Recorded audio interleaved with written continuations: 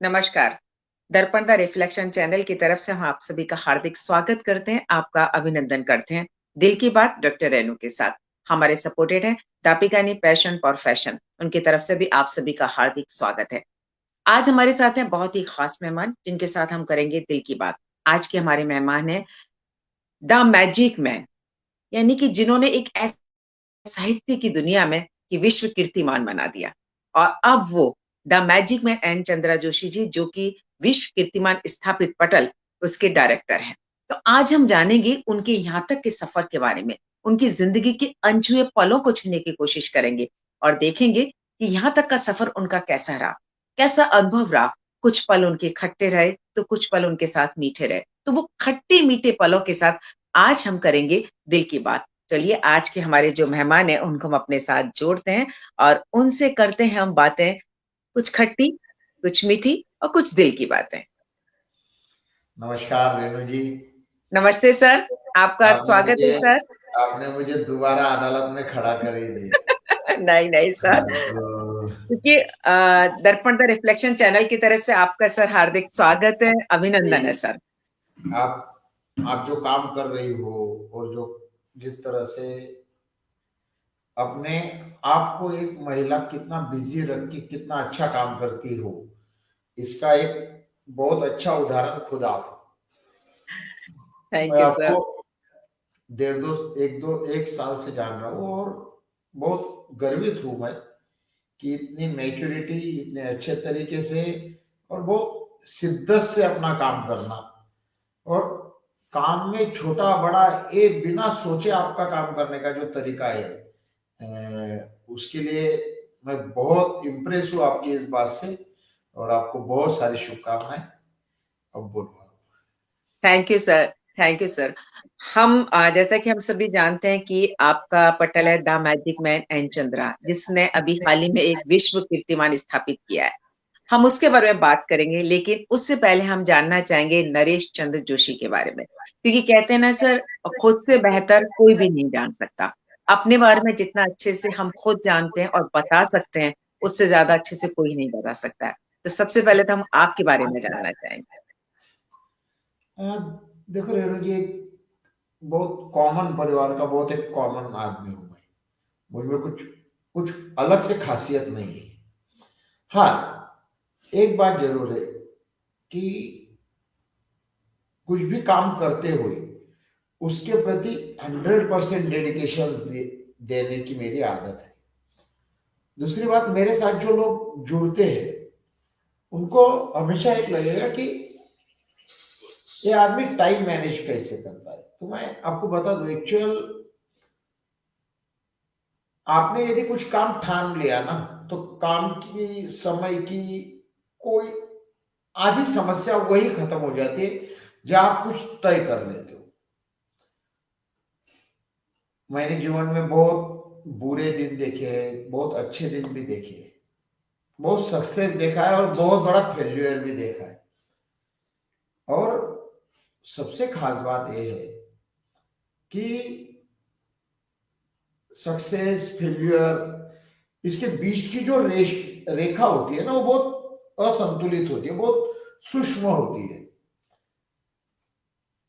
तो वो वो अनुभव जो है, उससे यदि आप सीखेंगे तो आपको आगे में काम करने में हमेशा हेल्प होती है। सही और बात।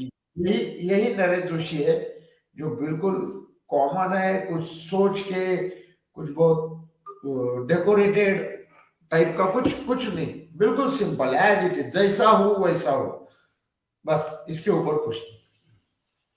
सर, ये तो आपने बिल्कुल सही बात कही कि जो हमारे अनुभव है वो हमें जिंदगी में बहुत कुछ सिखा करके जाते हैं।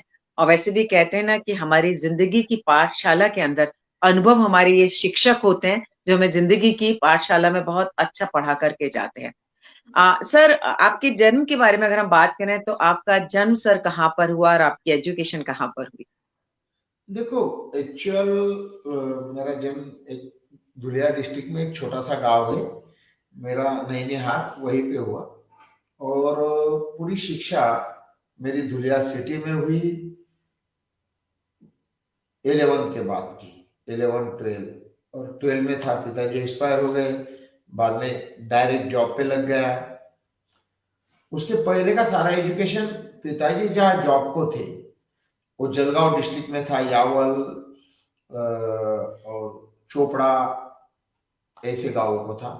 बीच में ऐसा हुआ, छठी और सातवीं में मैं जैन धर्म की एक संस्था में पढ़ने को गया। वो है कारंजा में, विदर्भ में, महावीर ब्रह्मचारी आश्रम।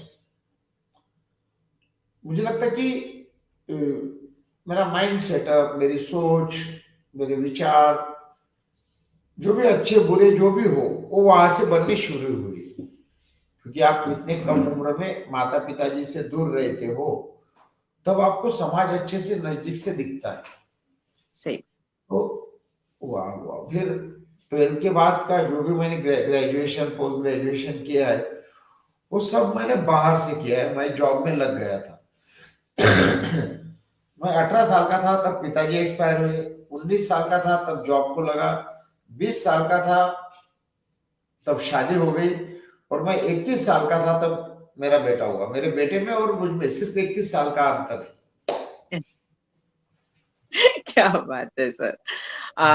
मतलब जैसा आपने भी बताया कि आप जैन समाज के उसमें भी पढ़ने गए, तो कहीं ना कहीं वो जैन समाज का जो असर था वो आपकी जिंदगी में आया, कुछ बदलाव आया वहां से आपके अंदर? देखो, वो तो अच्छी बातें जो रहती है ना, जो हम्म। बहुत अच्छी रहती है, वो ज्यादा देर तक प्रभाव नहीं रख सकती। बुराई की एक बात अच्छी है, यानी बुराई की एक पॉजिटिवनेस ऐसी है कि बुराई ज्यादा दिन तक आपके साथ चलती है, अच्छा ही नहीं रहती। मुझे अभी भी याद है, मुझे श्लोक पाठांतर का बहुत शौक था। वहां पे ऐसा था, एक श्लोक यदि आपने शाम को बोल के दिया तो आपको 5 अखरोट मिलते थे। ये मेरे मुंह में जो अखरोट अखरोट शब्द है ना, वो मैंने बिल्कुल। पहली बार वहां सुना था। अच्छा। तो मैं दिन में 10-10, 20-20 श्लोक पाठ कर लेता था, तो बहुत सारे अखरोट बन जाते थे। और ऐसे पेटी में रखते थे हम। हम्म। अब वो अखरोट बच्चे चुरा के खा जाते थे, हम्म। क्योंकि चालाकी तो नहीं थी। हाँ, लेकिन सबको लगता था कि यार ये सबसे ज्यादा अखरोट कमाता है। और मैं वो संभाल संभाल के रखता था, खाता भी नहीं था। और वो लोग चुरा लेते थे। फिर बाद में मैं खाने लगा।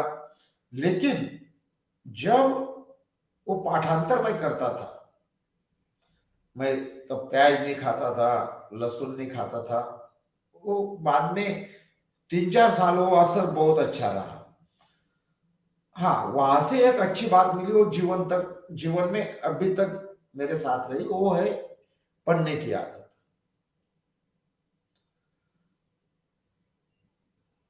मैं मुझे नहीं लगता, मैं कितना भी बिजी हूँ, कुछ भी हो, नया कुछ ना कुछ पढ़ने को, नया कुछ ना कुछ। अब तो मोबाइल का जमाना है, तो यूट्यूब पे बुक सुनता हूँ।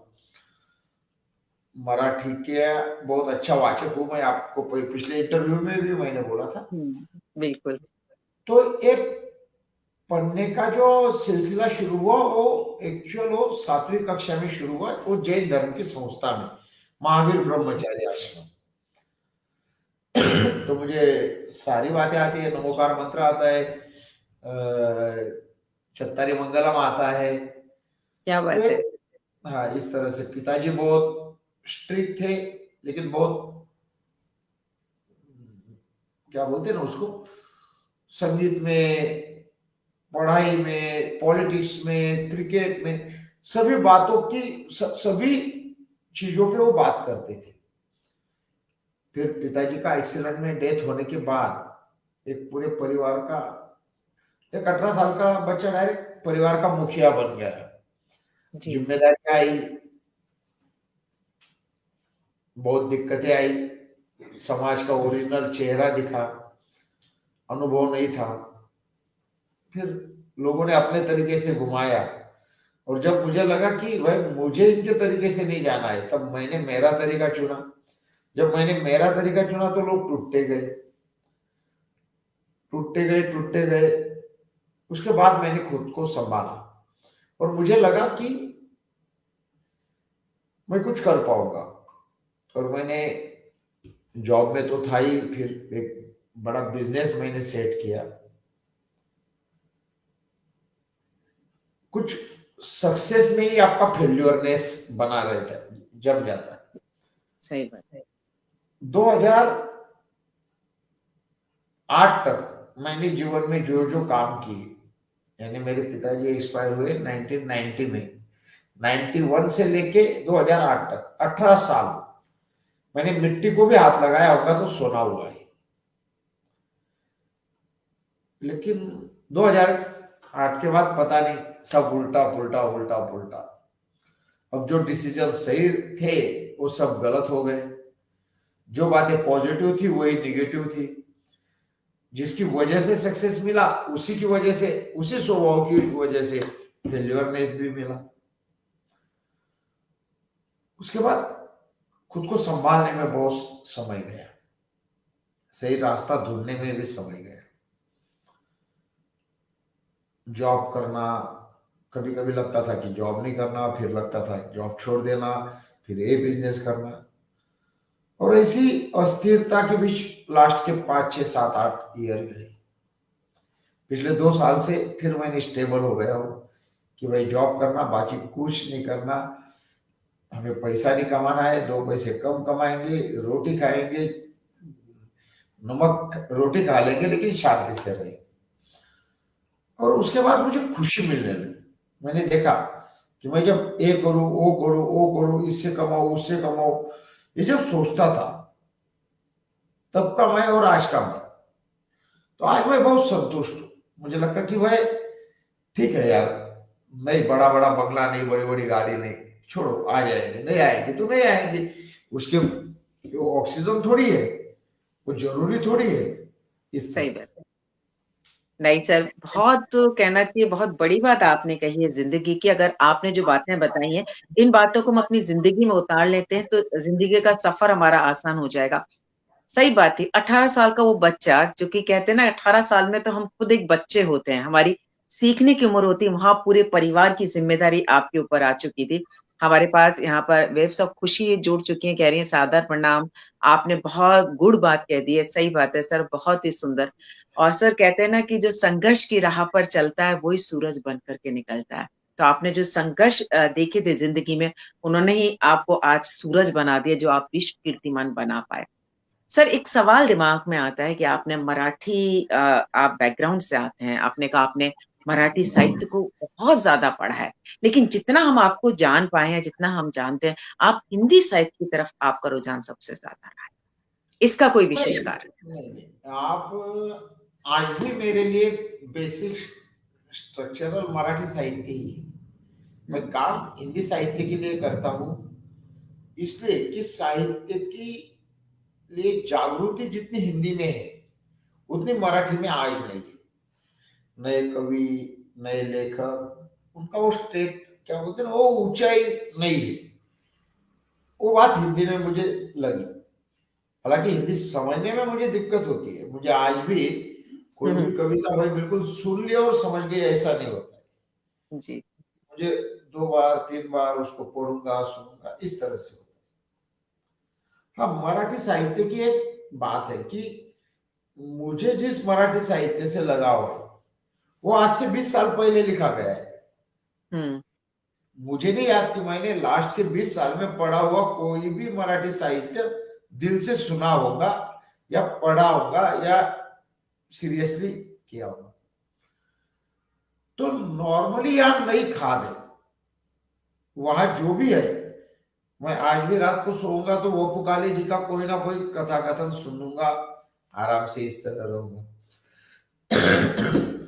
तो बात ये नहीं है, बात एक फिक्स हो गई है कि हिंदी साहित्य में जो नए लोग हैं, जो नई प्रतिभा है, और जो रोज नया कुछ होता है, मुझे लगता है कि कहीं ना कहीं मराठी साहित्य में वो बातें रुक गई है। क्योंकि थोड़ा मर्म विनोदी टाइप का लेखन मराठी में होता है नॉर्मली। मराठी के जितने भी बड़े बड़े लेखक कवि है, उनको आप देखेंगे तो थोड़ा कॉमेडी टच होता है। अब ना वैसा कॉमेडी टच मिल रहा है, ना उस टाइप का कोई पढ़ने को मुझे कुछ मिला है। हो सकता होंगे भी, लेकिन मेरे दिमाग में ये बैठ गया है, जो मेरे पास 25 30 40 कवि लेखक पता है, उनके अलावा मैं भी कुछ अलग सोचता नहीं हूँ, इसलिए भी हो सकता है। नहीं, सही बात है। पल्लवी नौटियाल जी लिख रही हैं आपके लिए, आपकी सादगी और निस्वार्थता ये आपकी विशेषता है सर। वास्तव में सही बात है सर, ये चीज हम लोग भी जानते हैं जितना आपको, कि आपकी जो सादगी है वो सबको जिंदगी में उतारनी चाहिए, ताकि आप जिंदगी कैसे जी सकते हैं वो आपसे सीखना जरूरी हो जाता है। सर एक सवाल आता है कि जैसा कि हम सभी जानते हैं कि the magic man and Chandra, इस नाम से आपने अपना पटल शुरू किया। इस पटल हाँ को सर शुरू करने का ख्याल आपके दिमाग में कैसे आया, और नाम द मैजिक एंड चंद्रा ही क्यों सर?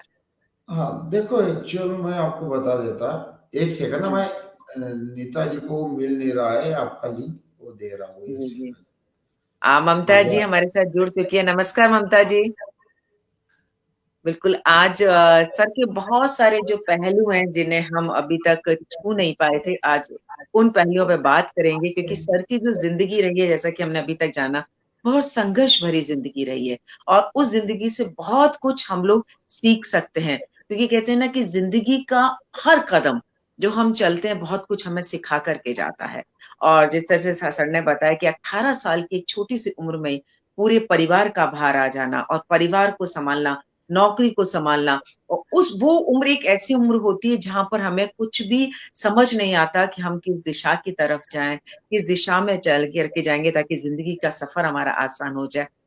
वो उस समय में जब पूरे परिवार का मुखिया बन जाना अपने आप में बहुत बड़ी बात है।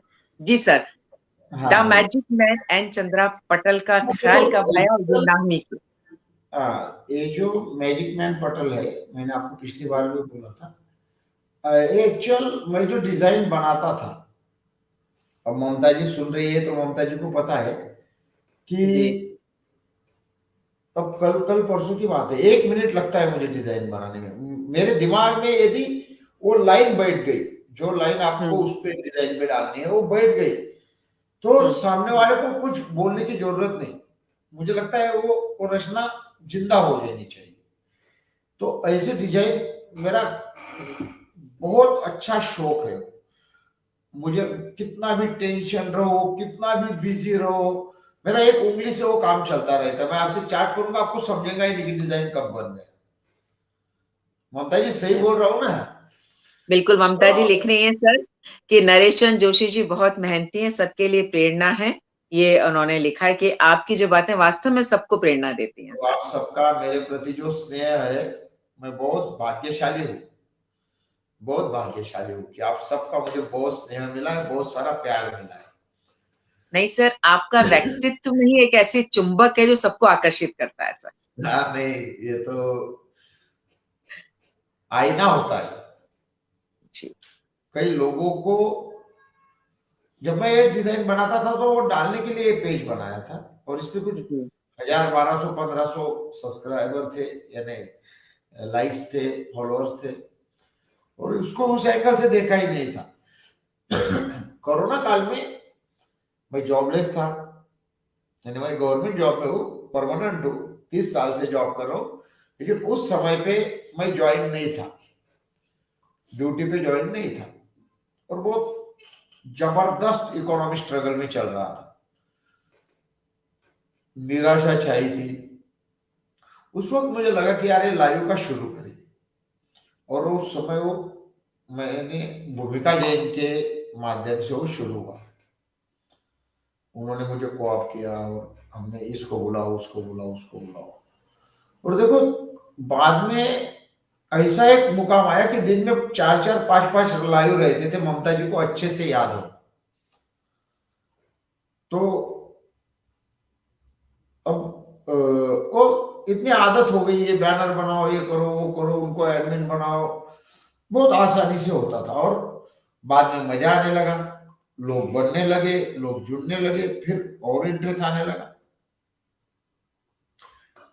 लेकिन पेज बनने का एक बात में थोड़ा विषयांतर होगा, जी सब्जेक्ट जी। चेंज, लेकिन बता रहा हूँ।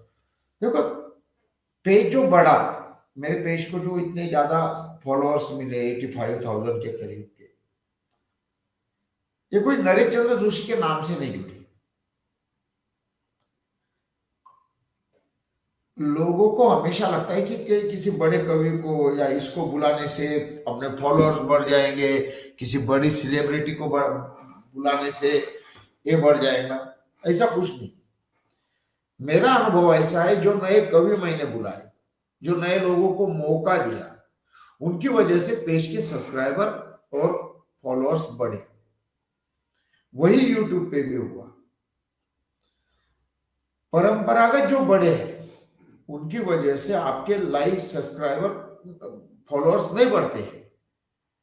वो उस वक्त आपको दिखेंगे 150 दिख रहे हैं, 200 दिख रहे हैं, लेकिन वो पेज लाइक करने वाले नहीं है। लेकिन मुझे याद है, मैंने एक बच्ची को लाइव बुलाया था और उसके परिवार से एक ही दिन में, एक ही परिवार से, त्यागी थे उनका सरनेम, वो बच्ची के परिवार 200 लोगों ने चैनल फॉलो किया था। क्या अब बात आप है। मुझे बताओ, मेरे पेज पे पद्मश्री अनूप जलोटा जी का भी इंटरव्यू हुआ है। बहुत साहित्यिकों में तो पहले 10 नाम ले लूंगा मैं, जो पहले 10 है उनके सभी के इंटरव्यू हुए, लेकिन इतना बेनिफिट वहां का ही नहीं मिला। तो इसका मतलब ऐसा है कि किसी सेलिब्रिटी को बुलाने से पेज बढ़ता है या फॉलोअर्स बढ़ते हैं, ये बिल्कुल नहीं। बहुत आम साहित्यिक है जिसको मेहनती है, लिखता है और उसको लगता है अपनी कविता 4 लोगों तक जाए, वो जब लाइव आता है, उससे जो पेज को बेनिफिट हुआ, ये इंपॉर्टेंट है। रही मैजिक मैन की बात, तो मैं मैजिक मैन वो फोटो पे लिखता था। मैं जो कोई डिजाइन बनाता था उस पे कोने में मैजिक हम्म मैन लिखता था, तो हम्म मैंने पेज पे भी वही लिखा। हम्म नरेश चंद्र मेरा नाम है और वो शॉर्ट फॉर्म कर लेता हूं मैं, यन चंद्रा। थोड़ा हम्म अट्रैक्टिव लगे, स्टाइलिश लगे, बस, बाकी हम्म कुछ नहीं। हाँ, एक मैजिक जरूर है। हम्म रेणु जी रही थी कोटा में, हम्म ममता जी रही थी गाजियाबाद में। दोनों का भी अपना अपना एक मुकाम है। भूमिका जी रही थी आगरा में, शिल्पा जी रही थी चेन्नई में। चेन्नई में। हाँ, तो ये बात का मुझे गर्व है कि इनको सबको जोड़ने के लिए इस पटल का जो मैं यूज कर पाया, ये सबसे बड़ा महत्वपूर्ण काम है। ये एक जादू है। हाँ हाँ, कि आज इस माध्यम से ना होते तो रेणु जी को जोशी जी को नहीं पता नहीं होती, जोशी जी को रेणु जी पता नहीं होती। सही बात है सर। इस तरह से बात है। तो मुझे लगता है कि पटल बहुत है, मेरे से अच्छे काम करने वाले हैं, हो सकता है मुझसे थोड़े बहुत लाइक, सब्सक्राइबर भी ज्यादा होंगे, लेकिन साहित्य के क्षेत्र में इतना बड़ा पहचान साहित्यकों को मुझे नहीं। लेकिन ममता जी की रचना यदि शिल्पा जी पढ़ती है, उनको अच्छी लगती है, तो मुझे लगता है कि ये सिर्फ इस पटल की वजह से संभव है। ये इतना सही। बड़ा ग्रुप बनना, इतना बड़ा मॉब बनना। फेसबुक फ्रेंड तो बहुत होते हैं, लेकिन आज इनके सबके बीच में जो जबरदस्त बैकअप आया है, जो बहुत अटैचमेंट हुई है, वो किसकी वजह से हुई है? सही बात है। इस इस बात पटल का। की वजह से। हाँ। जी। जी बिल्कुल। नीता जी भी नमस्कार नीता जी। पल्लवी जी लिख रही हैं, जी मेरा भी सौभाग्य है कि आपने मेरी आम पंक्तियां भी खास बनाई हैं अपने डिजाइन से। नीता जी लिख रही हैं, सही में जोशी जी बहुत ही स्ट्रगल किया है। ममता जी कह रही हैं, नए लोगों से ही बढ़ते हैं फ्लोअर्स। और नीता जी का भी अभिवादन कर रही हैं पल्लवी जी। थैंक यू हाँ, नीता जी। देखो, और अब ममता जी को अब भी शुभ संध्या। सर आपने एक पल्लवी। बात बहुत अच्छी यहाँ पर बताई थी, कहते हैं ना कि हमारे अगर भारत की हम बात करते हैं, प्रतिभाओं की कोई कमी नहीं है।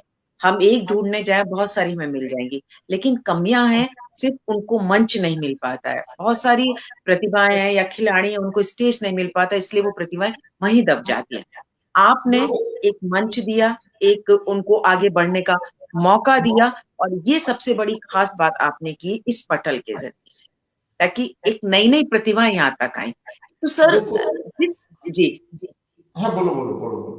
नहीं, मेरा बोलो यही बोलो। था कि जहाँ पर पटल पर हम बात करते हैं तो लोगों की का आकर्षण ये रहता है, लोगों की कोशिश ये रहती है जो स्थापित लोग हैं, जिनका नाम है, हम उनको इस पटल पर लेकर के आए, ताकि उनको कोई स्ट्रगल ना करना पड़े। लेकिन जब हम एन चंद्रा जोशी की बात करते हैं, नरेश जोशी जी की बात करते हैं, उनका ध्यान उस तरफ जाता है जिन प्रतिभाओं को अभी तक किसी ने भी तराशा नहीं है।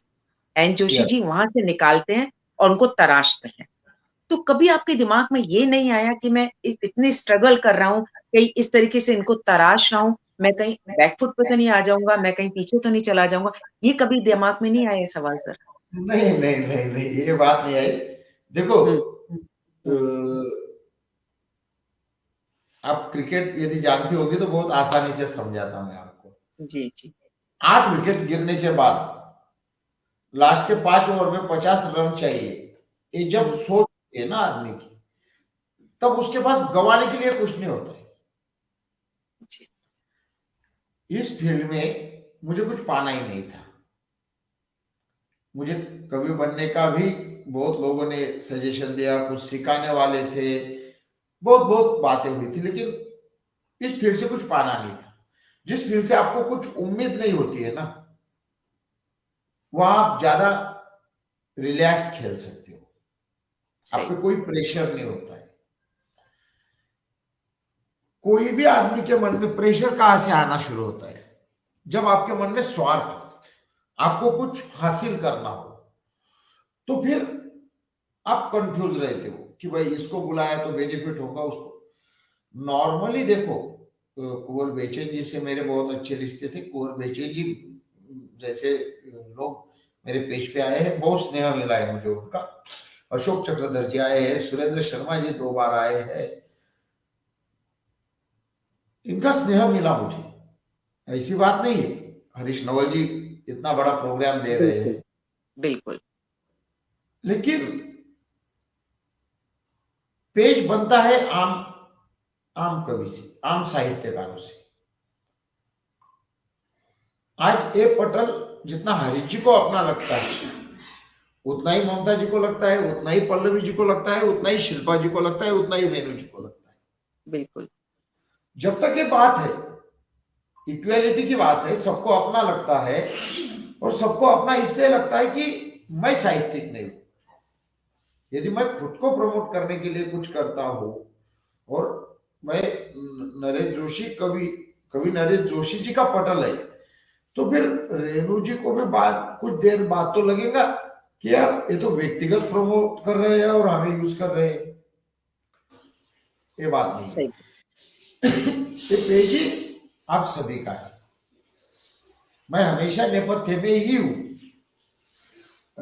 ये दूसरा इंटरव्यू दे रहा हूं मैं, आपको पता नहीं मुझे कितना प्रेशर होता है। और मैंने आज दिन भर, मुझे किरण जी का भी आज फोन आया था, मैंने उनको बोला कि मैंने कुछ सोचा ही नहीं, और मैं रेणु जी को कुछ पूछूंगा भी नहीं, क्योंकि मैं जितना अच्छे से सोच सकता हूँ, जितने अच्छे से कोई प्लानिंग कर सकता हूँ, उतने अच्छे तरीके से उसको एक्सप्लेन नहीं कर सकता। आप जो भी लोग मुझसे जुड़े हैं, शिल्पा जी हो, भूमिका जी हो, ममता जी हो, या और भी कोई हो, इनसे मैं जब बात करता हूं तो कन्वर्शन कैसा होता है, ये मुझे ज्यादा समझते हैं। हम्म। कई बातें मुझे बोलनी नहीं पड़ती है, ये ऑटोमेटिक समझ लेते हैं। हम्म। अब ये पल्लवी जी ने जो बताया डिजाइन का, मैं आपको बता दूं, उन्होंने जो लिखा है, मैंने बहुत अच्छी हिंदी है, बहुत उच्च स्तरीय हिंदी में लिखा है, आसानी से समझने वाली भाषा नहीं है। हाँ, लेकिन जब 2 बार 3 बार पढ़ने के बाद वो समझता है, जो दिल में जाता है, तो उसके बाद डिजाइन बनाने को कुछ समय नहीं लगता है। हम्म। डिजाइन ऐसा बनता नहीं है, वो पहले दिमाग में बन जाता है, बाद में सिर्फ उसके जैसा करना पड़ता है, और क्या करना होता है, ये बात होती बिल्कुल। ये बात तो आपने सही कहा कि कोई भी पंक्ति अगर उसकी डिजाइन बनानी है तो पहले अपने दिल में उसको उतारना है। पड़ेगा। बिल्कुल जब बिल्कुल। आप दिल में उतर जाएगी। हाँ जी। हाँ हाँ, वही वही। बिल्कुल।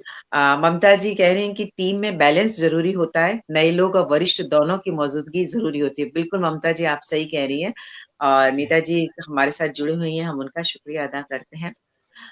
सर, अब एक सवाल आता है कि हम सभी जानते हैं कि the magic man and Chandra Joshi ji के पटल के साथ एक शब्द जुड़ गया है, विश्व कीर्तिमान स्थापित पटल। तो आपके दिमाग में ये ख्याल कब आया कि हम इस तरह का हिंदी साहित्य को लेकर के खास तौर पर विश्व कीर्तिमान की तरफ हम? मेरे मन में आज भी एक वेदना है, आज जी, भी। जी। मैं Guinness world book of record की फाइल यहाँ खोली भी है मैंने, और हुँ, मैं हुँ। वहां पूरी पूरी वेबसाइट पे ढूंढता हूँ कि भाई हिंदी के नाम से कुछ है क्या। हुँ, हुँ, हुँ। आज भी नहीं है। उनका खर्चा ज्यादा है, मेरे पास इतने सोर्सेस नहीं है। लेकिन मुझे आज भी लगता है कि Guinness book of world record में हम क्यों नहीं, हिंदी भाषा क्यों नहीं, हिंदी सही। भाषा से रिलेटेड कुछ बात क्यों नहीं है। अब वो क्या बोलते हैं ना, दूध की प्यास थी, वो तो छाप पे चला ली, but it is not a 100%। मेरे मन में आज भी वो दर्द है कि पैसों की वजह से मैं वहां नहीं जा पाया, पैसों की वजह से, थोड़ी बहुत इंफॉर्मेशन की दिक्कत, और इतना अनस्टेबल कि पैसे भरने के बाद भी पता नहीं वो अटेम्प्ट मंजूर करेंगे या नहीं, इतना बड़ा सही। रिस्क खेलने के वजह से हुँ, हुँ। प्रैक्टिकल डिसीजन लेना पड़ा। हाँ, एक जरूर मैं दावे के साथ बोल सकता हूँ, चाइना हो, इंग्लैंड हो, या और कोई भी भाषा में इतने साहित्यकारों को लेके इतने समय तक यदि कोई करेगा तो मुझे खुशी हो, इस एंगल से कोई सोचेगा तो मुझे खुशी हो। गिनीज बुक में यदि कोई करेगा तो वो तोड़ने के लिए वो एप्लीकेशन स्वीकार करेंगे, मुझे पता है। सही बात। क्योंकि इतनी जागरूकता सिर्फ हिंदी साहित्य में है, इतना बड़े युवकों का जो ये है खिंचाव, वो सिर्फ हिंदी साहित्य के प्रति मुझे दिखा है। मुझे नहीं लगता कि चाइनीज भाषा में या इंग्लिश भाषा में इतने बड़े साहित्यकार इतने बड़े पैमाने पे इतना बड़ा काम होता हो। नहीं, सही बात है सर। बिल्कुल और सही यदि आपने ये कहा। होता है तो ये दुनिया तक क्यों नहीं जाता, और ये यदि दुनिया तक नहीं जा रहा है तो कहीं ना कहीं हम छोटे हैं। वहां 200 समोसे खाने वाले का नाम है, हुँ, 250 पानीपुरी खाने वाले का नाम है। बिल्कुल है। ये भाषा में किसी ने, किसी के एक बुक का है, किसी ने अकेले ने 2 घंटे काव्य पाठ किया है, ऐसा एक भी होता तो मुझे लगता कि वहां हिंदी है। ये बात है। सच्चाई ये है कि आप टारगेट एक खुद खुद ब खुद तैयार करो और उसको अचीव करो, तोड़ो। आपको मैंने पिछले इंटरव्यू में बोला भी था कि 14 दिन, 7 दिन, 3 दिन, हरि जी का बहुत प्रैक्टिकल सोच थी कि रिकॉर्ड ही नहीं है तो 3 दिन भी करेंगे तो रिकॉर्ड ही होगा। हुँ, मैंने उनसे आर्गुमेंट नहीं किया, वक्त के साथ वो बढ़ता गया, हो गया, लेकिन वो गलत नहीं थे, वो 100% सही सोच थी उनकी। यदि रिकॉर्ड ही नहीं है तो जो होगा वो रिकॉर्ड ही होगा। बिल्कुल। आज भी मैं रोज देखता हूं कि भाई मैं इस वजह से कोई दूसरी भाषा में यदि कुछ ऐसा करता होगा तो बहुत बड़ी बात है। बिल्कुल, आपने सही कहा। तो इसीलिए आपने जब देखा कि हिंदी को लेकर के इतना काम कुछ भी नहीं किया जा रहा, तो आपके दिमाग में ये आया कि नहीं, ये रिकॉर्ड हम लोगों के द्वारा बनाया जाए और ख़ास तौर पर 14 सितंबर को इसका जब कहना चाहिए समापन हुआ था, एक जो खुशी थी कि हाँ, 14 सितंबर को हम ये रिकॉर्ड बनाने में कामयाब रहे थे। सर, एक मन में ख़्याल आता है कि 14 दिन तक का हम इस रिकॉर्ड को बनाने जा रहे हैं। देखा जाए तो बहुत शुरू में देखें बहुत मुश्किल काम। एक हिंदी साहित्य को लेकर एक चुनौती भरा काम और उस चुनौती को स्वीकार किया एन चंद्रा जोशी जी ने। कहीं मन में एक बार भी ये नहीं ख्याल आया कि क्या होगा? कैसे नहीं, करें? देखो मुझे एक बात बताओ, मुझे आप पे जी, भरोसा, जी। आप पे मतलब मेरी पूरी टीम पे, हुँ, कोई भी हो, ममता जी हो, भूमिका जी हो, रेणु जी हो, हर एक में मुझे इतना एक ट्रस्ट था कि ये सब कर सकते हैं, इस सब में इतनी एबिलिटी है, इनको यदि सही ढंग से सही काम सौंपा जाए तो ये मेहनत करने वाले लोग हैं, इनमें ये जुनून है। सच बताओ, तो ये पूरे प्रोग्राम में मैंने क्या किया और आप लोगों ने क्या किया? तो ये प्रोग्राम आप लोगों ने किया। क्रेडिट भरे मेरे पेज को मेरे नाम से मुझे जाता हो, लेकिन एक्चुअल काम किसने किया? 6 घंटे मैं बैठा, मैं तो लेट लेट के सोते सोते लैपटॉप चला रहा था। नहीं सर, फिर पर चार सर घंटे नहीं नहीं नहीं, सुनो सुनो, जी देखो जी मैं बताता हूँ। जी लेकिन काम, किसी को काम सौंपना बहुत आसान होता है, काम करना बहुत कठिन होता है। हाँ, एक बात जरूर, मुझे काम सौंपते हुए इतनी गारंटी थी कि काम करने वाले काम करेंगे। लीडरशिप करना बड़ी बात होती है ये जरूर, लेकिन लीडरशिप करना और लीडरशिप के नीचे काम करना, इसमें यदि चुना जाए तो लीडरशिप के नीचे काम करना बहुत कठिन काम होता है।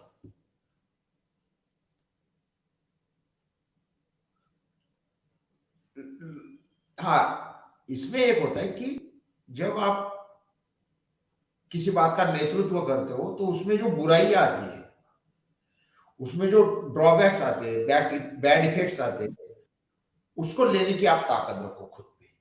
से और आपको याद होगा ऐसा एक वाकया हुआ था और मैंने लाइव आके बोला था कि इसमें बिल्कुल। जो जो बुरा होगा उसका जिम्मेदार मैं हूं। हम्म। यदि मेरा एंकर कोई बर्ताव कर रहा है तो उसका हर एक शब्द के पीछे मैं हूं। वो मेरी सोच है, वो मेरे विचार आपके लिए बोल रहा है। तो ये मन की गंभीरता मुझ में थी, पहले से थी, ये बात जरूर है। हाँ, लेकिन ये मेरी वजह से हुआ ऐसा मैं नहीं मानूंगा। इसमें हर एक का उतना ही योगदान है। देखो, आप तो भी कम से कम कुछ दिन पहले मुझसे जुड़ी थी। जी पल्लवी जी, किरण अग्रवाल जी, सोनाली बोस जी, ये कई लोग ऐसे, तो वो तो इसी प्रोग्राम में जुड़े मुझसे, तो भी इनका डेडिकेशन हम्म। उतना ही मिला जितना आपका मिला। समझो, आपने मेरे साथ काम करते हुए कुछ दिन मुझे परखने के बाद इतना डेडिकेशन दिया, लेकिन जी जिन्होंने सिर्फ प्रोग्राम में देखा, उनका ही डेडिकेशन यदि उतना मिलता है तो ये मेरे लिए सौभाग्य की बात है। और जो मैजिक मैजिक मैजिक होता है ना, वो यही होता है कि मुझे इस बात का गर्व है कि मैं लोगों को जोड़ने में कामयाब हूं। मैंने सर इसीलिए बोला कि आपके व्यक्तित्व में वो चुंबक है जो लोग अपने आप ही आपके साथ जुड़ जाते हैं। और खैर ये बात तो सर रहता है कि सब मिलके काम करते हैं तो काम आसान भी हो जाता है, मंजिल अपने पास आसानी से आ जाती है। आपने कुंवर बेचन साहब का जिक्र किया, उन्हीं का ही बहुत ही खूबसूरत शेर भी है कि पूरी धरा भी साथ दे तो कुछ बात है, पर तू जरा भी साथ दे तो कुछ और बात है। चलने को तो लोग एक पैर से भी चला करते हैं, पर अगर दूसरा पैर भी साथ दे तो कुछ और बात है। तो यहाँ एन चंद्रा जोशी जी और वो टीम दोनों पैर मिलकर के इस जो हिंदी साहित्य को लेकर के एक कीर्तिमान बनना था, तो वो कीर्तिमान यहाँ पर बना है। बिल्कुल नीता जोशी जी लिख रही हैं, सभी की मेहनत थी। ममता जी लिख रही है, टीम वर्क से सफलता मिलती है। बिल्कुल ममता जी आपने सही बात कही है। सर जब ये कीर्तिमान बन रहा था तो बहुत सारे खट्टे मीठे अनुभव भी हमारे साथ में रहे थे, क्योंकि मैंने कार्यक्रम के शुरू में भी कहा था कि आज नरेश जोशी जी की जिंदगी के खट्टे मीठे अनुभव के साथ हम दिल की बात करेंगे। तो नहीं, उन देखो क्या जी होता है, जब इतना बड़ा ग्रुप काम करता है ना, जी तो मैं भाग्यशाली हूँ। 95% लोग जिन्होंने मेरे लिए काम किया, वो आप जैसे विदाउट एक्सपेक्टेशन वाले थे।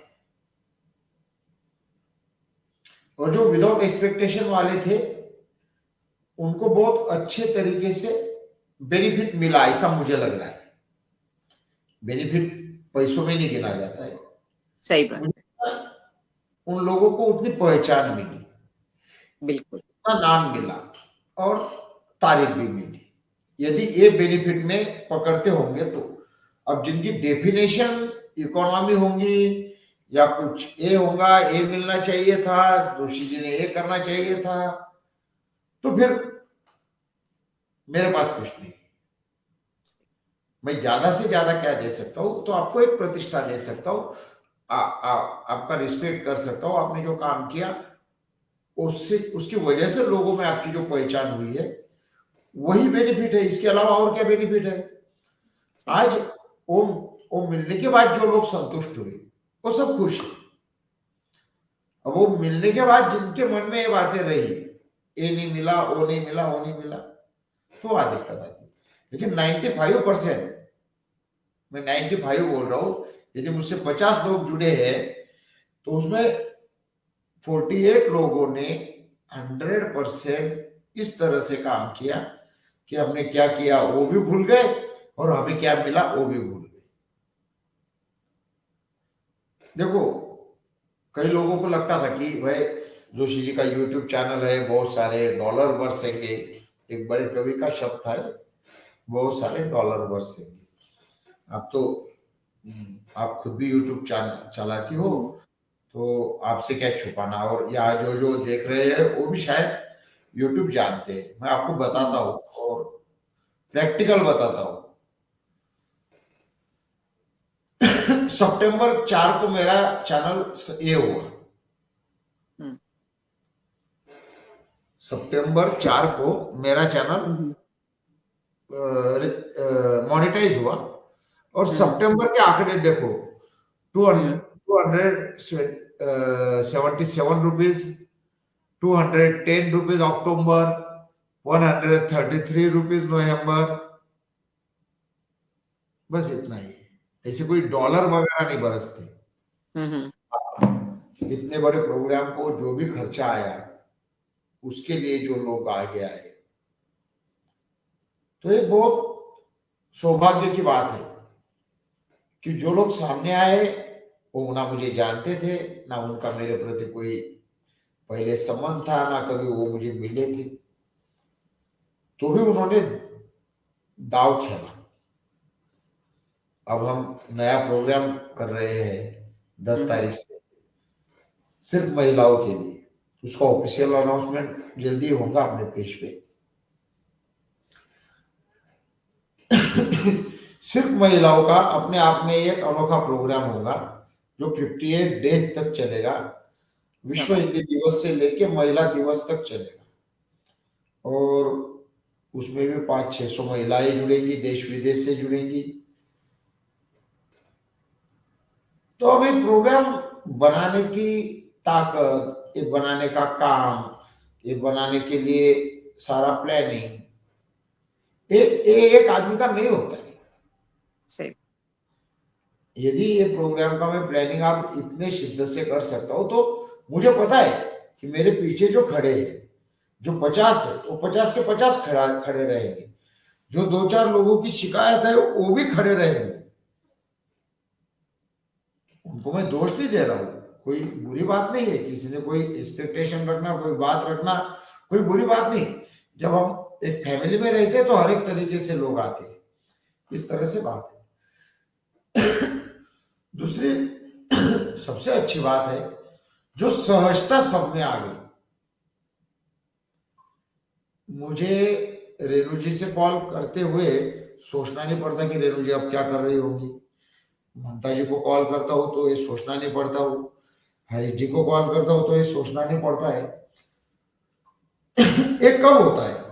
ये बहुत आपका जुड़ाव होने के बाद ही संभव होता है। सही बात। ये बात बिल्कुल आपने सही कहा। और सबसे खास बात आपने जो कहा है ना कि कहते हैं ना कि आपकी जो खुद की संतुष्टि होती है, उससे बड़ा कुछ भी इनाम नहीं होता, कुछ भी उसकी कोई कीमत नहीं होती है। जब आपको सेल्फ सैटिस्फैक्शन मिलता है जिस फील्ड में आप काम कर रहे हैं, वो सबसे बड़ी कीमत है। पैसे की कीमत कहीं कुछ नहीं होती है और पैसे से खुशियाँ नहीं खरीदी जा सकती हैं। बिल्कुल यहाँ पर आपको पल्लवी जी जो आपने अभी नए कार्यक्रम के लिए आपने बोला उसके लिए आपको शुभकामनाएँ दे रही हैं। और साथ में लिख रही हैं कि आपकी सबको जोड़ के रखने वाली कला लाजवाब है सर। मैंने इसलिए पल्लवी जी कहा कि एक व्यक्तित्व में चुंबक है जिससे लोग उनकी तरफ खींचे चले आते हैं। सर थोड़ा-सा इससे हटते हैं पल्लवी जी परिवार का की बहुत तरफ। बहुत शुक्रिया। सर थोड़ा-सा इस तरफ हट कर के हम आपके परिवार की तरफ आते हैं। कहते हैं ना कि इतना बड़ा काम हम करने जा रहे हैं और उसमें दिन-रात हमको जुड़कर रहना है क्योंकि ये हमारा कार्यक्रम सतत लगातार दिन-रात चला था और आपकी ज़िम्मेदारी सबसे ज़्यादा थी कि अगर कोई भी नहीं है तो एन चंद्रा जोशी जी को दिन-रात इसमें काम करना था, जगना था, टेक्निकल साइड भी आपको देखनी थी। परिवार की तरफ से आपको कितना सपोर्ट मिला? कहते हैं ना कि पत्नी का साथ जो रहता है, वो साथ हाँ, परिवार का कितना रहा? Actual made for each other की जो डेफिनेशन है ना, लोगों ने हाँ, जो बनाई है, मैं उसके हाँ। अलग से सोचता हूँ। Made for hmm, each other मतलब दोनों समसमान नहीं होनी चाहिए, हुँ, दोनों एक दूसरे के पूरक होने चाहिए। मेरी सोच ऐसी है, मैं बहुत फास्ट डिसीजन लेता हूँ। हुँ, यानी मुझे मुझसे जो भी बात करते हैं उनको सबको पता होगा। आप मुझे कोई भी सवाल पूछो, मैं ऐसा नहीं बोलूंगा कि इस बारे में मैं सोचूंगा, उसी वक्त मेरे मुंह से हाँ या ना निकलेगा। कोई भी काम के लिए शुरू करते हुए मेरे फैसले बहुत फास्ट होते हैं, सामने वाले को परेशान कर देंगे इतने फास्ट होते हैं। नेताजी ब्रेक लगाने वाले व्यक्ति है, देखो कुछ गलती ना हो जाए। हुँ, आपने अब यही फास्ट फैसलों की वजह से मैं सक्सेस भी हुआ हूँ जीवन में, यही फास्ट फैसलों की वजह से फेलियर भी हुआ हूँ। तो उन्होंने वो दोनों दौर देखे, उन्होंने वो दोनों दौर देखे, तो उनके मन में वो डर भी रहता है कि सक्सेस के बाद का एक बड़ा दिक्कत वाला माहौल तैयार हो जाता है। तो वो डर के मारे वो मुझे हमेशा रोकती है, लेकिन वो रोक टोक नहीं होती, वो रोकना मतलब हुँ, एक समझदारी होती है। हुँ, नॉर्मली फैसले मेरे ही होते हैं, मैं झूठ भी नहीं बोलूंगा। हाँ, लेकिन मेरे हर एक फैसले को मैंने उसको कन्विंस किया है। मैंने बताया है कि मैंने ऐसा क्यों किया, ऐसा करने के पीछे जरूरी क्या था, एक क्यों जरूरी था। एक कन्विंसिंग पावर मुझ में है। मैं यदि ठान लूं कि रेणु जी को ये समझाना है, तो मैं हर एक एंगल से बताऊंगा कि रेणु जी को जब तक ना समझे। तो इस तरह से करता हूं। अब रही बात बाकी सब बातों में, तो उन्होंने साथ दिया ही है। मेरे जीवन के सबसे बुरे समय में मेरे साथ उतने ही शिद्दत से, देखो, बुरे समय में साथ देना अलग बात होती है, और बुरे समय में भी ये भरोसा रखना कि आप असामान्य हो, ये बात बहुत अलग होती सही। है। वो श्रेय उनको जरूर जाता बिल्कुल सर, आपने सही कहा। यहाँ पर ममता जी भी कह रही हैं, नीता जी का योगदान शत प्रतिशत रहा है। और धन्यवाद नीता जी। और पल्लवी जी कह रही हैं, वाह! बिल्कुल आपकी बातें सुन के, और वास्तव आपने सर सही कहा। कहते हैं ना, इसीलिए शायद कहा भी जाता है कि जो परिवार होता है, वो विश्वास के रथ पर चलता है, और है। उसके 2 पहिए होते हैं, पति-पत्नी, जिससे इस विश्वास के रथ को आगे लेकर के जाते हैं, तभी हमारे परिवार की गाड़ी चल पाती है। अब एक सवाल सर आता है कि आपका हाँ, जो ये था चल रहा था माँ भारती कविता महायज्ञ, 15 दिन का हम मान के चले। 15 दिन का काम समय बहुत छोटा समय नहीं रहता, बहुत बड़ा समय था, और दिन रात आप इसी में ही डूबे हुए थे, हम ये कह सकते हैं, तभी इतनी सफलता में मिल पाई। कहीं ना कहीं परिवार के काम, परिवार अहमियत थोड़ा सा पीछे रह जाती है, क्योंकि ये अहम हमारे लिए हो जाता। तो कभी ये चीज दिमाग में नहीं आई कि या नीता जी ने या उन्होंने कि नहीं, अभी घर में ये चीज नहीं है, आप पहले ये लेकर के आइएगा, फिर इसको लेके मैं आइए, आटा नहीं है, सब्जी नहीं है। इन चीजों को लेके, छोटी छोटी बातों को लेके कभी 15 दिन बात नहीं हुई? नहीं, उसकी वजह मैं आपको बता देता हूँ। देखो, हम्म, हम्म, मैं पहले भी, ये तो महायज्ञ की बात छोड़ दो, ऐसे भी मैं घर के कामों में बहुत कुछ इन्वॉल्व नहीं होता हूँ। हम्म, मुझे सब्जी लाने को बोले तो मैं एक ही साथ 10 12 20 सब्जियां ला के रख दूंगा, पूरा फ्रिज बंद कर दूंगा, दैट इज एंड। जी। वो ये मेरा तरीका होता है। हम्म, और दूसरी बात, घर के रोजाना कामों में मैं चाय पीता हूं तो कप वही रखूंगा और डिश अलग ही रखूंगा। ऐसा नहीं कि वो कप डिश में रखूंगा, इतना भी मुझसे संभव नहीं होता। और ये आदतें ऐसी होती है, वो बदलती नहीं है। सही कर। हाँ, उसकी उसका ध्यान स्वच्छता की तरफ होता है, और मैं बोलता हूँ कि भाई भले अस्वच्छता रहे तो भी चलेगा, लेकिन शांति जरूरी है। शांति तो जरूरी, सही बात, सही। ये बात तो जब आपने बिल्कुल सही कहा। और वैसे भी सही कहते हैं सर, कहते हैं ना कि आज ये किसी भी सफल आदमी के पीछे एक किसी ना किसी नारी का जरूर हाथ होता है, और पत्नी का अगर साथ मिल जाता है तो आप जो भी सोच रहे हैं निश्चित तौर पर उसमें आपको सफलता जरूर मिल जाती है, हाँ देखो, क्योंकि पत्नी जब हाँ हाँ, नहीं ये बात आपकी मैं बताता हूँ एक्चुअल कि नीता के लिए सब बातें नई थी। उसको मेरा एंगल, मेरी सोच, उससे डर लगता है, जी। क्योंकि आप सब लोग इसके पॉजिटिव पॉइंट देख रहे हो। हम्म। इसके सबसे ज्यादा ड्रॉबैक उसने देखे है, उससे होने वाला नुकसान उसने खुद ने देखा है। जी। तो वो प्रोटेक्टिव है, और प्रोटेक्टिव उसका होना सही भी है। हम्म। और मेरा नेचर ऐसा है कि भाई जो भी हुआ, अच्छा बुरा जो भी हुआ, वो एक ही स्वभाव की वजह से हुआ। हम्म। और मैंने आपको पिछली बार भी बोला था कि मैं एक बात पे बहुत कंफर्ट हूं, कंफर्म हूं, कोई भी समस्या का समाधान समस्या में ही होता है। बिल्कुल। बिल्कुल। यदि आपने कुछ कहीं गवा दिया है, तो आपने जहां गवा दिया है वहीं से वो निकलेगा। अब दूसरी तरफ ढूंढोगे तो पागल हो जाओगे।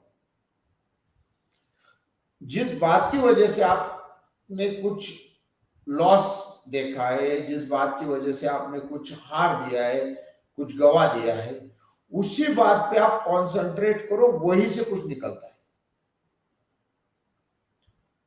और इतना कुछ होने के बावजूद भी मुझे ऐसा लगता है आज भी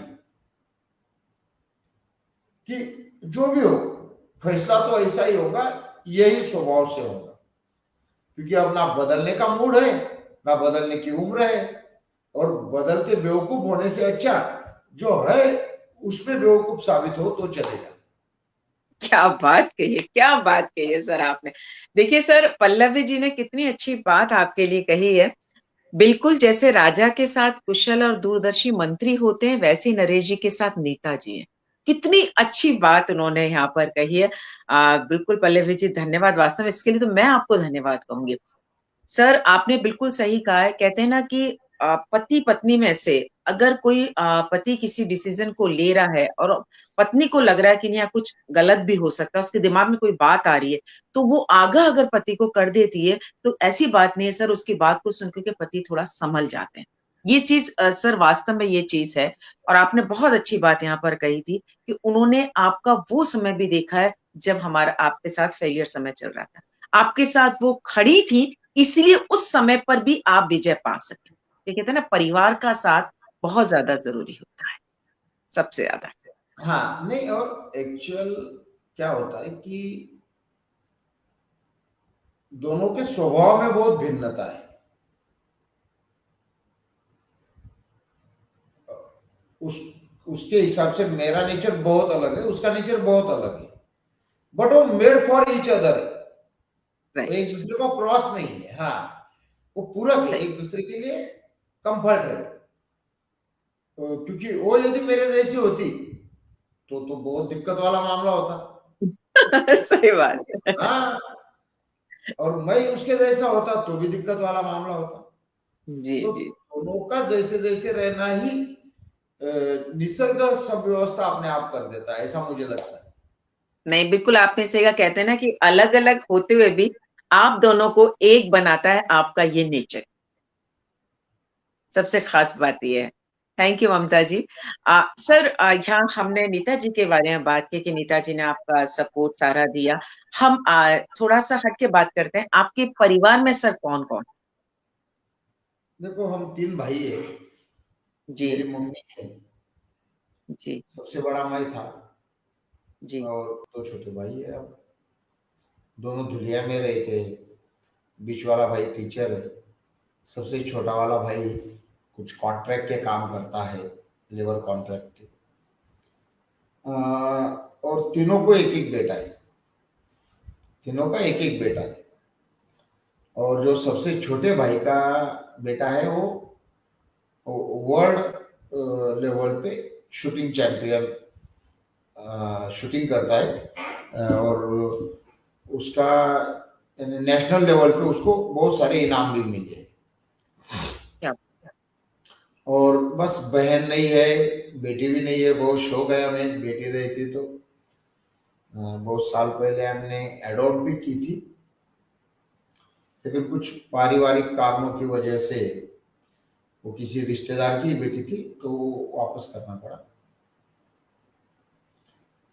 लगता है हमें कि बेटी होनी चाहिए, हमेशा नहीं लगता सर, है। बहुत तो ऐसी अब बात नहीं बहू सर, आ बहुत गई है। सारी बहन है आपके साथ है। हाँ, हाँ, अब बहू आ गई है तो अब कुछ हाँ, ये लगता है। बिल्कुल सर। और कहते हैं ना कि जब बहू में हम बेटी देखने लग जाते हैं तो वो कमी अपने आप पूरी हो जाती है। ऐसा नहीं है। Thank you Pallavi ji. पल्लवी जी ने बहुत अच्छी बात लिखी है कि नरेश जी सागर जैसे गहरे हैं, और उस नहीं, नहीं, गहराई में से आज हम मोती देखो खोज कर आपको ला बताऊं, रहे हैं। पल्लवी पल्लवी जी का जी। स्नेह है एक्चुअल। मुझे लगता है कि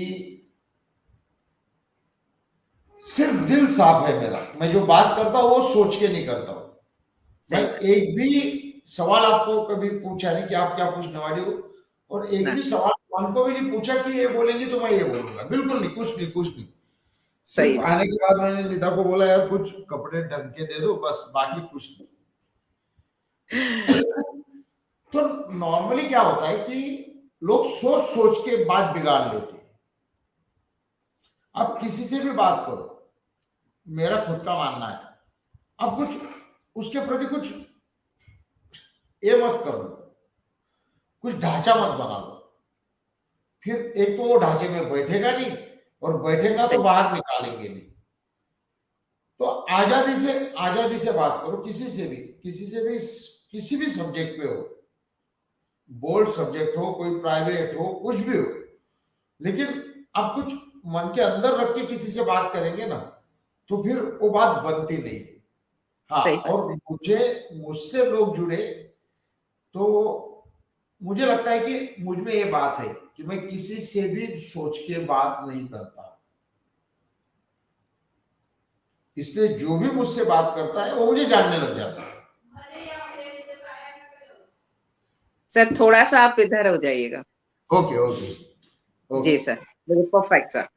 हाँ, तो जो भी बात है वो यदि आप दिल से करेंगे ना, तो आपको सामने वाला सुनेगा, तो आपका होके रहेगा। सही बात। और आप कुछ सोच बना के बात करेंगे, कुछ इस एंगल से बात करेंगे तो दिक्कत आएगी। ये मेरा कहना नहीं, आपने सर ये बात तो बिल्कुल सही कहा। कहते हैं ना कि आप बनावटीपन कितने दिन चल सकता है, एक दिन, है। दो हाँ, दिन, तीन हाँ, दिन। बिल्कुल असली चेहरा एक दिन सामने आता है। और जब असली चेहरा सामने आता है तो संबंधों में खटास आ जाती है। और जब आप दिल से बात करते हैं तो वो सब दिल तक पहुंच जाती बिल्कुल। अब कई है। लोग और मुझे मैसेज करते हैं ना, आदरणीय हम्म। जोशी जी वगैरह, तो मुझे बड़ा हम्म। अजीब होता है यार। ऐसा नहीं आप जोशी जी बोलो, नरेश जी बोलो, ये आदरणीय वगैरह, मैं का इतना बड़ा हूँ, बहुत कॉमन हूँ। और वो हर वक्त वो जरूरी नहीं होता है। नहीं नहीं, सही बात है सर। और सर फैक्ट ये है कि अगर आपको दिल से कनेक्शन अगर बनाना है, दिल से दिल मिलना है, तो वहां पर जरूरी हो जाता है कि आप बनावटीपन को एक तरफ रख करके जो हम हैं असल जिंदगी में, उसी के हिसाब से अगर हम बात करते हैं तो सर कहते हैं ना, संबंध चाहे वो दोस्तों के हों, या आप पति पत्नी के संबंध हो, या बच्चों के साथ हो, या माँ बेटे के हों, वो सारे रिलेशन, सारे संबंध बहुत अच्छे आगे तक जाते हैं। सर एक मन में सवाल आता है जिस समय पता चलता है कि हाँ, जो वर्ल्ड रिकॉर्ड के लिए हमने इतनी मेहनत की थी, विश्व कीर्तिमान के लिए, वो विश्व कीर्तिमान हमने बना लिया है। सबसे पहले मैं जानना चाहूंगी उस समय नरेश जोशी जी के मन में क्या था। देखो, अब मैं आपको बता दूं कि हाँ। 12 तारीख को जब मैं सुबह उठा, हम्म। 2 दिन बचे थे, और अब लग रहा था कि अब आराम से होगा, अब कुछ मेहनत नहीं करनी पड़ेगी, अब आराम से होगा। हम्म। नॉर्मली लोग जब उस पॉइंट पे आते हो ना सक्सेस के, बहुत खुश होते हैं। मेरी आदत अलग है, मेरा नेचर ऐसा है, पता नहीं मुझे, मैं वहां से नर्वस हो जाता हूँ। आज मैं बोलूंगा तो सबको आश्चर्य लगेगा, और आदरणीय हरि जी जो यदि सुनेंगे तो उनको तो बहुत अलग लगेगा। हम्म, मुझे लगने लगा कि हमने 14 दिन का क्यों रखा, हमने 21 दिन का क्यों नहीं रखा। अच्छा। यदि हम कर ही सकते हैं तो हमने हमारे अंदर की 100% पावर यूज क्यों नहीं की। हालांकि 14 दिन कम नहीं है, लेकिन मुझे वो खुशी जो रहती है ना, वो काम शुरू करते हुए काम के अंतिम पॉइंट तक पहुंचते पहुंचते वो खुशी चली जाती है बस। हाँ, एक बात जरूर, हम्म। जो दिल्ली के में प्रोग्राम हुआ, जिसका बहुत शानदार संचालन आपने खुद ने भी किया और सभी लोग थे, और जिनको जिनको हमने सर्टिफिकेट भेजा, जो जो वहां आए, उनके चेहरों पे जो खुशी देखी, तो मुझे लगा बहुत अमीर हो गया मैं। क्या बात है, क्या बात है, बहुत खूबसूरत। मैं सबको कुछ कुछ भी दिए बगैर यदि सबके चेहरे पे मुस्कान ला सकता हूँ, सबको गर्व करने के लिए कुछ पल दे सकता हूँ, तो इससे बड़ी उपलब्धि क्या है। सही बात। हम सब अपने अपने व्यक्तिगत जिंदगी में बहुत सारी परेशानियों को, बहुत कॉमन मैन है सब लोग, सही। बहुत सारी परेशानियों से लड़ते हैं, लेकिन हम वो 48 आवर्स जितने खिलखिला के हंसे, वो 5-6 घंटे चला हुआ प्रोग्राम में इतने सैकड़ों चेहरों पे जो खुशी देखी, मैं दिल से बताता हूं कि इससे बड़ी अमीरी मुझे भगवान ना दे, बस यही अमीरी मुझे चाहिए। क्या बात है सर। सर आपने बहुत सही बात कही। कहते हैं ना कि किसी रोते को हंसाना बहुत मुश्किल है और किसी हंसते को रुलाना बहुत आसान है। कि निदा फाजली साहब भी कहते हैं ना, मंदिर मस्जिद बहुत दूर है, चलिए किसी रोते बच्चे को हंसाया जाए। और किसी को खुशी देना आज के समय में बहुत बड़ी बात सर आ जाती है। सर एक सवाल मन में आता है, कई बार आया कि जब ये इतना बड़ा समय चल रहा था, ये प्रोग्राम पूरा महाभारती कविता महायज्ञ चल रहा था, कभी ऐसा पल आया तब आपको लगा क्या ये कर पाऊंगा मैं? कभी सवाल आपके दिमाग में आया ये? एक पल भी नहीं, कभी नहीं आया। कभी नहीं आया। यानी अ, एक किस्सा बताता हूँ, वो सिर्फ धोनी को पता है। हम्म। पहला ही दिन था और सुबह 3 बजे से लेके न्यूयॉर्क वाले सब लोग पढ़ने वाले थे, शैलजा जी ने उनका ये किया था, हम्म। और सुबह 7 बजे तक उनका था। यानी वो जो 8-10 कवियों का स्लॉट था वो पूरा उनका था। और मुझे 1 बजे धोनी का फोन आया, और पहला ही दिन था, मैं सोया ही नहीं था, सिर्फ बाजू में बैठा था। हम्म। तो बोले, अंकल, वो उनके हिसाब से तो 1 तारीख कल है, तो आज तो वो रेडी ही नहीं। सही बात। तो धोनी को लगा कि मैं बहुत प्रेशर में आ जाऊंगा। मैंने बोला कि बेटा, जो बोल रहे हैं, जो काव्य पाठ कर रहे हैं, उनको बोलो कि थोड़ा धीरे धीरे चलने दो। फिर शैलजा जी से बात की, उन्होंने बोला कि सर गलती हुई, किसकी हुई वो छोड़ो।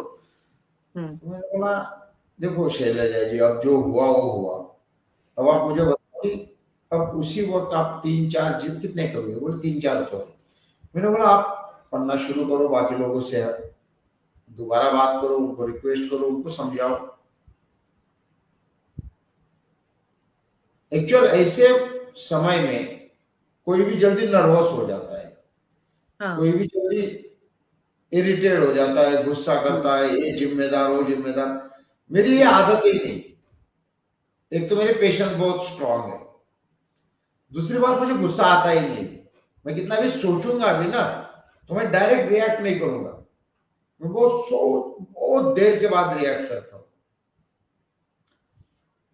तो देखो, एक कवि पढ़ता गया, दूसरा पढ़ता गया, तीसरा, और आराम से सुबह 6 बजे तक उन्होंने चला लिया। क्या? किसी ने कम, किसी ने ज्यादा, लेकिन उस वक्त भी ना मैंने हंगामा किया, ना इसको फोन करो उसको फोन करो पूरी टीम को परेशान करो।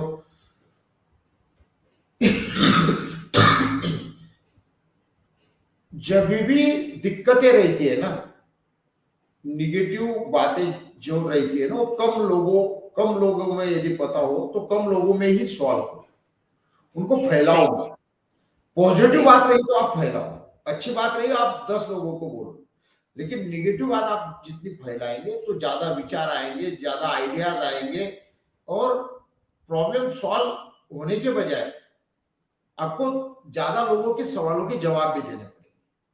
सही बात। इसलिए समस्या कम लोगों में रही तो उसका सॉल्यूशन ढूंढना आसान होता है, और समस्या यदि सार्वजनिक हो गई तो फिर वो लोकशाही हो जाती है।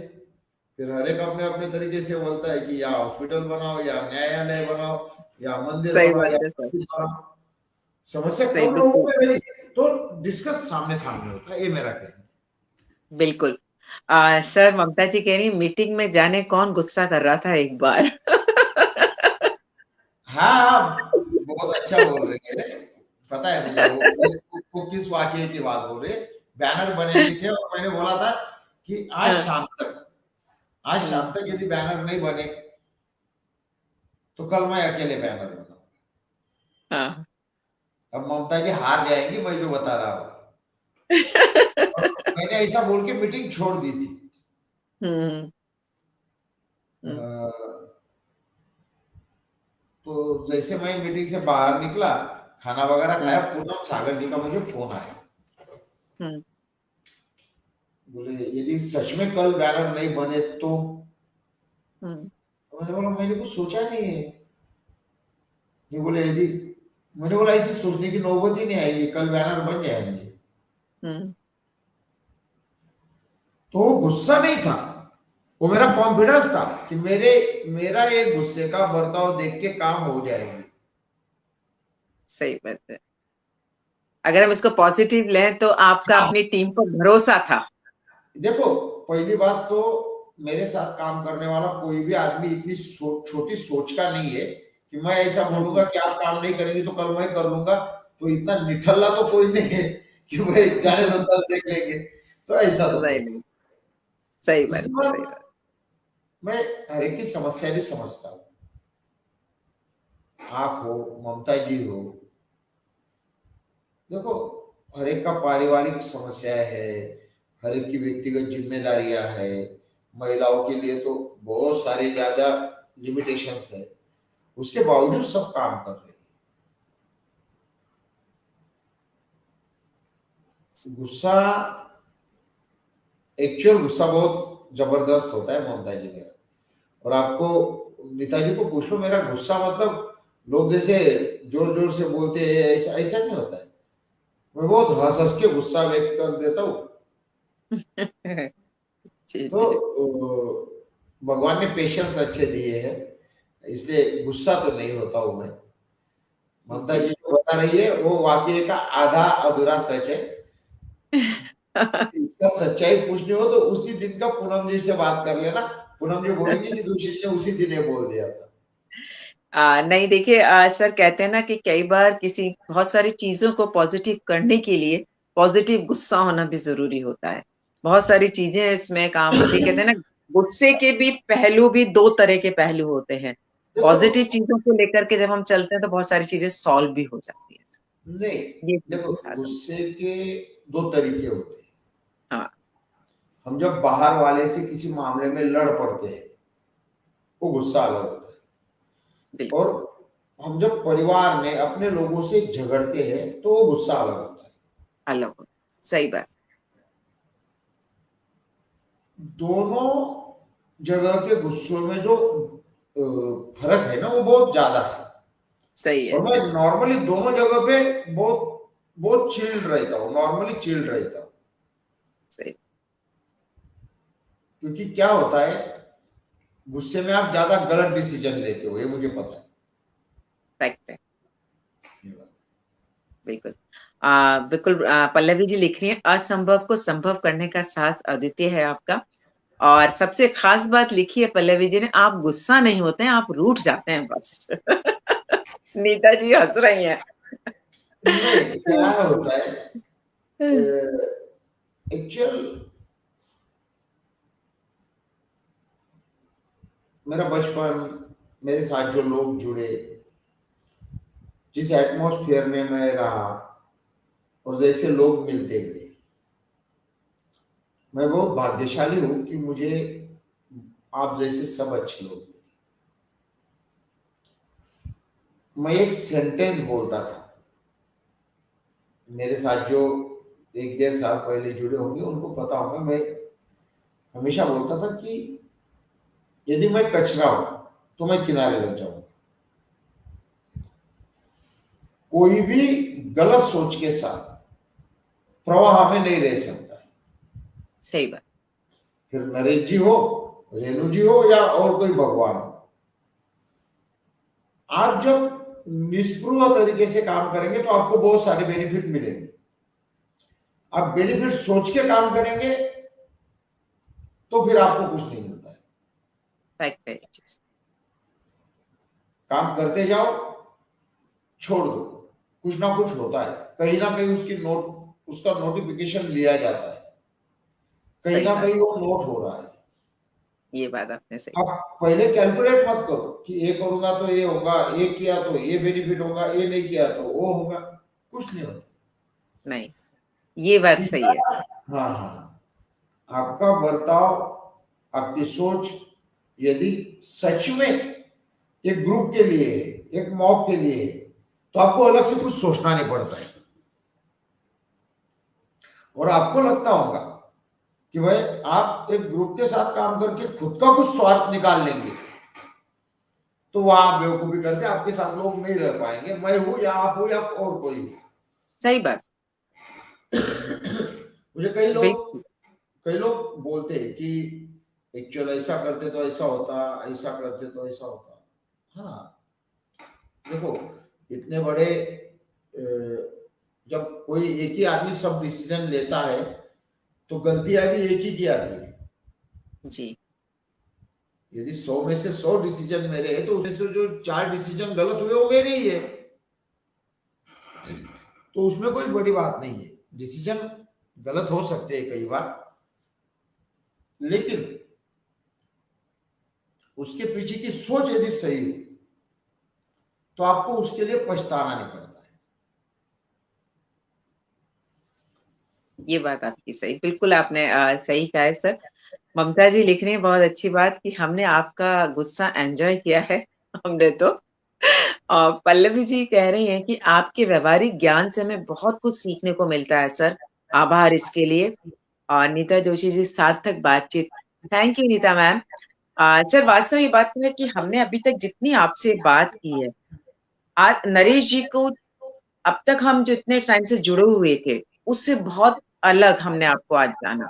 आपके बारे में बहुत सारी चीजों को हमने आज जानने की कोशिश की। पता चला कि आप कितने पॉजिटिव सोच के साथ हर काम को आगे लेकर के बढ़ते हैं। और जब हमारी पॉजिटिव सोच हो जाती है ना सर, तो सक्सेस हमें अपने आप मिल जाती है।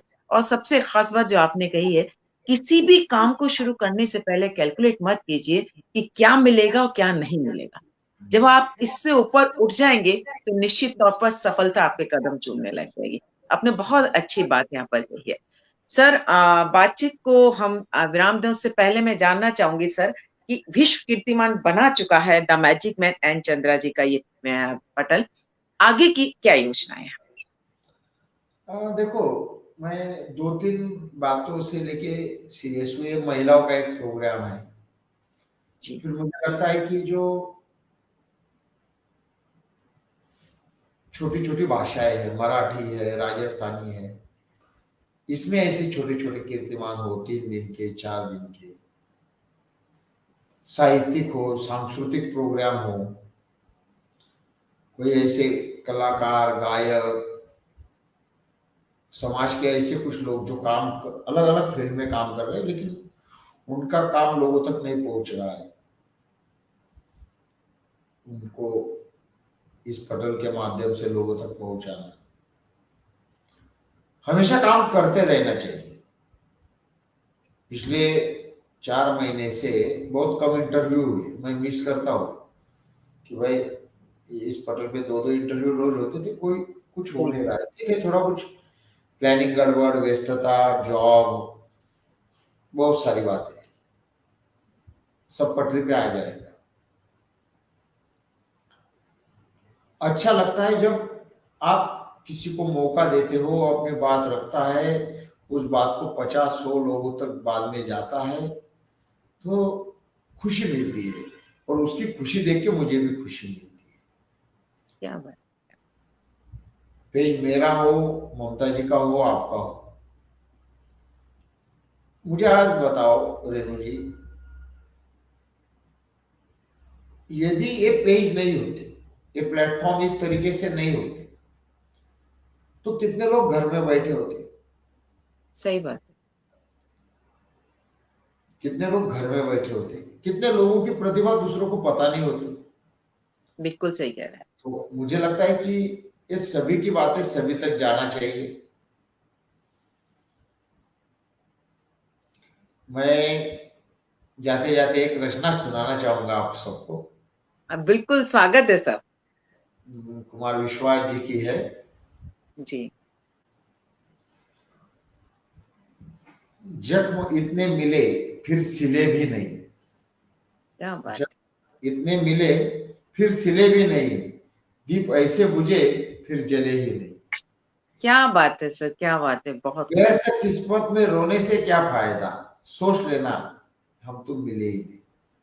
क्या बात है, क्या बात है, बहुत ताल सुंदर सर। ताल की झंकृति मिले, रूप को भान की अनुकृति मिले, मैं भी सपनों में आने लगूं आपके, पर मुझे आपकी स्वीकृति तो मिले। आज तक जो किया उस किए की कसम, जब मैं इतने मिले सिले भी नहीं, दीप ऐसे बुझे फिर जले ही नहीं। क्या ये आप बात है, पल्लवी, बहुत। पल्लवी जी सुन रही है। हाँ। पल्लवी जी को बहुत पहले से मेरा इंटरव्यू लेने का मन उन्होंने बनाया है। हम्म। आज मैं पल्लवी जी को बताना चाहता हूँ, आपके मन में यदि कोई भी सवाल हो तो आप वहां लिखो, रेणु जी मुझे पूछ लेगी। बिल्कुल पूछ सकते हैं पल्लवी जी आप सवाल। और इस ममता जी भी लिख रहे हैं कि आपकी लगन ही आपकी सफलता का मूल मंत्र है। पल्लवी जी लिख रहे हैं कि जय हो यत्र तत्र सर्वत्र विजय हो। बिल्कुल। नीता जी आपकी कविता पे दाद दे रही हैं, बहुत ही सुंदर। पल्लवी जी भी कर रहे हैं वाह। पल्लवी जी, ममता जी, आपका भी किसी का कोई सवाल हो नरेश सर से पूछने का, तो बिल्कुल आपका वेलकम है, बिल्कुल स्वागत पूछो, है। उसके लिए मैं 2 मिनट रुकता हूँ, आप टाइप करो आराम से, मुझे खुशी होगी आप कुछ पूछेंगे। नहीं, बिल्कुल। और सर वास्तव में आपसे बात करने का बहुत सारी चीजों को जानना हमने। और आपके जो विचार हैं, अगर हर व्यक्ति उन विचारों को अपनी जिंदगी में उतार ले, तो सर जो संबंधों में आपस में कई बार बहुत सारी चीजें आ जाती हैं, वो सर संबंधों में खटास नहीं आए। पल्लवी जी लिख रही है, नहीं कोई सवाल नहीं है आपसे, अब खुली किताब है आप। पल्लवी जी, ये आपने कॉम्प्लीमेंट तो मेरे लिए है कि मैंने सर से सारे सवाल पूछ लिया आज। जी सर। तो इस तरह से है, आप जी। सबका स्नेह, आप सबका प्यार। मुझे आपने मुझे इस पेज पे, आप मुझे पता है आपने बहुत बड़े बड़े लोगों के इंटरव्यू लिए हैं, अरे और मेरा ये सौभाग्य है कि आपने मेरा इंटरव्यू लिया।